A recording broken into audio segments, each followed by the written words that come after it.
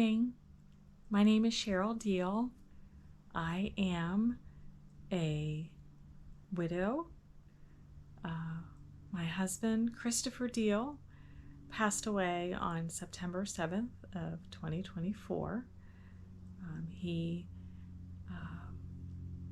suffered from kidney cancer that had metastasized throughout his body and specifically to his brain. My husband, Christopher, was 52 years old. We were married going on 18 years, and we met when we were in our 30s. So it was the second time around for us. But he came along at the perfect moment, and our paths crossed, and was always told him I was just so grateful that the stars aligned. So something that I wanted to talk about when dealing with death of a loved one, and especially with dealing with cancer, is appreciating those moments, appreciating the moments along the way. For those of us that have dealt with cancer and watched loved ones pass, we know that it progresses and they lose a lot of functioning, and especially with the metastasis to the brain, their personality changes, and we watch as their life that we knew them to be becomes different.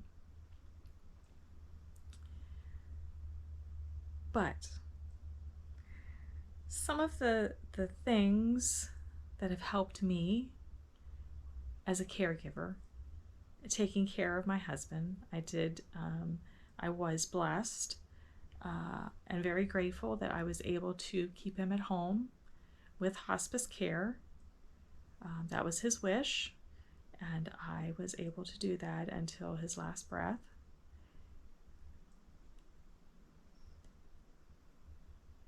One of the things that we celebrated over his cancer journey, and also within our time together, is it's a great day to be alive. And as my husband had cancer and fought cancer, and even towards the end, we still spoke and said and told everyone else to remind them that it's a great day to be alive. Something my husband did to help to be active in trying to help others with his cancers, because I did all the technical stuff, but we had a YouTube channel called My Stage 4. Actually, it was called Stage 4 Journey. And on that channel, no matter what was happening, he would be telling his story, but no matter what was happening, it would always come at the end of, it's a great day to be alive. And I wanted to talk about that and encourage those of us that are grieving and celebrating as well the passing of our loved ones, is remembering and reflecting that it is a great day to be alive, that we are still here, that we are able to continue to shine and carry the light of our loved one, and helping other people to remember our loved ones, and being the person through us. I think that that is just so important, and that is how I choose to grieve. That is how I choose to continue his legacy, that every single day I am so grateful that we had together, because I know personally that tomorrow could not come. And I know that, and I see that. I work in healthcare full time, and I see individuals who have had numerous traumas and health conditions, and also death. And so I know that, and I recognize that, but I also have embraced that while taking care of my husband. His cancer was in 2016. He fell down some steps, and surprise, he found out he had the cancer. So from 2016 until 2024 was the fight. And I chose to be there with him, and we tried to celebrate every single day to keep going, and to also know and remember that we only had today. So I have to put on my glasses to read my notes, excuse me.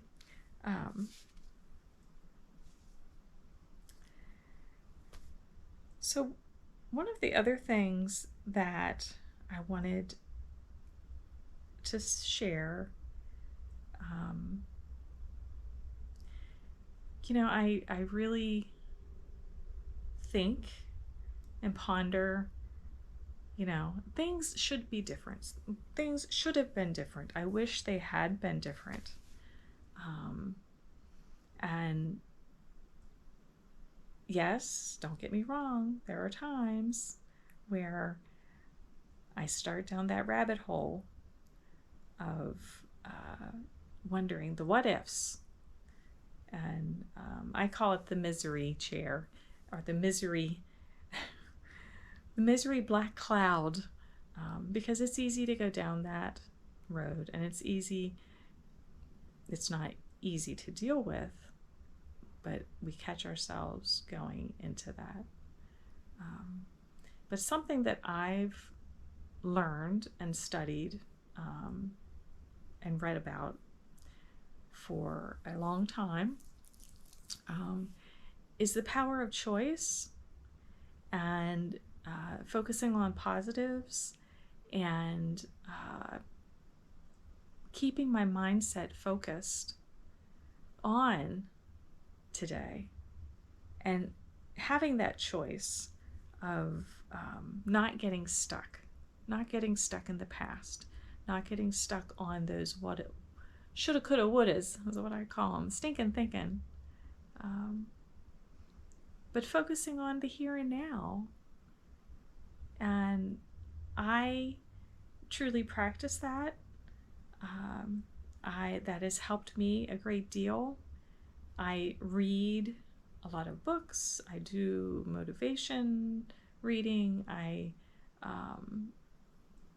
listen to podcasts. I surround myself with positive things and positive mindset and people, and living in today and being grateful today, and practicing what my husband's words were.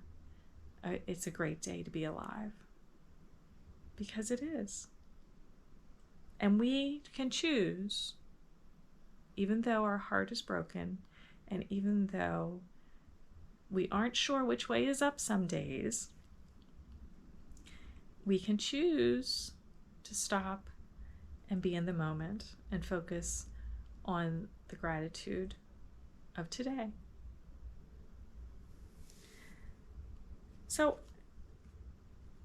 how did I get these thoughts, and how did I gain all this wisdom? Well, I am also a cancer survivor. a breast cancer survivor. I was 38 when I was diagnosed, and I am blessed and in good health today. And but whenever you face a chronic condition and life-threatening condition, it changes your perspective. I also had multiple family members, including my mother, who went through cancer and passed, and I helped to take care of her. And as I watched these individuals struggle, my family struggle with the cancer and also with what I had been through, it reinforced making a choice, living in gratitude and living in the positives of so precious each day is. So again, are we going to go into that black cloud and that misery chair and focus on the pasts and the shouldas and couldas and whys and all those things, which we'll never have any answers to? But right now, today, right now, this moment, I can live and be grateful. I can choose to live in peace, and I can choose to focus on all the good things and all the blessings that have come, including our loved ones, because we are blessed. We are so blessed to have had those individuals and to have the time with them. The other thing that has shaped my thoughts and my mindset is my career is in occupational therapy. Part of my training as an occupational therapy is we put meaning into everyday life and finding purpose and finding the positives to help people. And I certainly am blessed to have that background and that mindset, and also just with the patients that I work with and understanding just how precious each day is. But I also know that it's a choice of whether we focus on the good and the positives. So me, I choose. That is the key concept, is I choose. And I can choose to fill my mind and fill my heart with all the good things, with all the positives. It's okay to have a bad day. It's okay to cry and feel depressed. But when we get stuck there, that's the problem, and that's when we need to come out to find the good. So I wanted to share a reading from a book called The Untethered Soul by Michael Singer. This book has been very helpful for me in many parts of my life. It's interesting how you find things whenever you are going through something in a situation, and this spoke to me. So it's The Untethered Soul, page 160.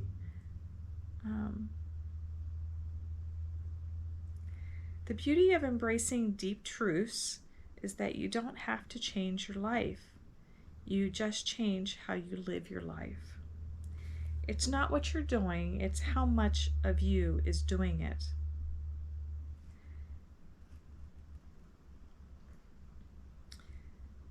So the example that they give is, you've walked outside 1,000 times, but how many times have you really appreciated it? Imagine a person in a hospital bed who has just been told they got a week to live. They look up at the doctor and say, "Can I walk outside? Can I look at the sky just one more time?" If it were raining outside, they would want to feel the rain just once more. for them, that would be the most precious thing. So, the question for you, and for me, as we're healing from our grief, as we are choosing to move into a different season of our life, is, don't you want to go outside one more time? Don't you want to appreciate and enjoy life and living? And the answer is yes. And I know that it will take some time, but I encourage you to choose.